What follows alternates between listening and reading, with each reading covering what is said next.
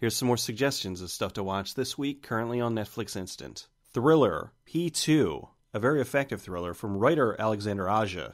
Now, I would have preferred that he actually direct this one. He's the director of things like High Tension, the Hills Have Eyes remake, and Mirrors. But the movie still ended up good with the director who they did get. It's about a girl who's trapped in a parking garage on Christmas Eve, and she's being chased by a security guard who's obsessed with her. I liked it because it felt fairly realistic. It did get a little bit silly towards the end, but the tension and the things that she did felt natural. It didn't feel like it was going too far out of the realm of possibility. Action comedy, Knights of Badassdom. There's a whole backstory with this one about how this was not the film that Joe Lynch, the director, had wanted, but more what the studio had cobbled together. And it's a shame because while the movie that they did release, it is funny and entertaining, you can tell that there's a certain something that's missing. It just doesn't feel quite right. It's about a group of live-action role players that accidentally release a demon. So, of course, some of them think that it's part of the act, and other ones realize what's going on and are trying to fight back with their fake swords and whatnot.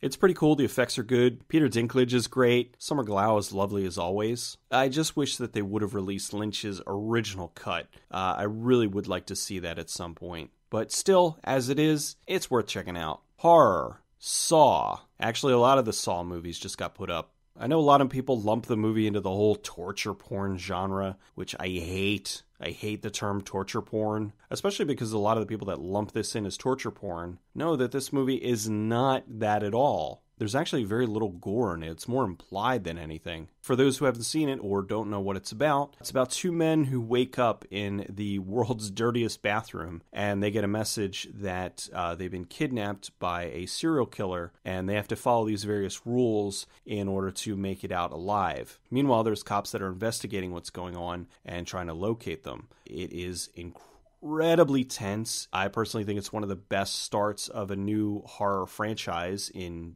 years, and definitely one of the most intelligent horror films ever constructed.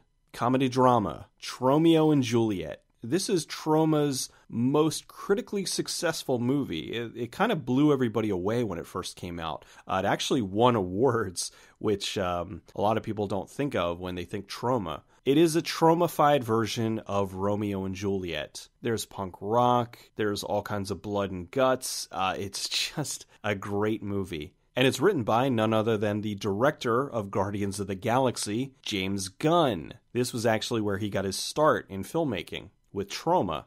And to no one's surprise, another horror film. Storage 24. A group of friends from London are trapped inside of a giant storage facility because of an emergency power shutdown. Now, the reason that the power was shut down is because a gigantic alien was dropped into the facility. So they're running and trying to survive while this thing's chasing them. I actually kind of dug it. I thought it started off a little weak, but it definitely got better as it went along. The characters were interesting, the creature effects were good, and I thought it had a really cool ending. That's all I got for this week. I'll see you next time.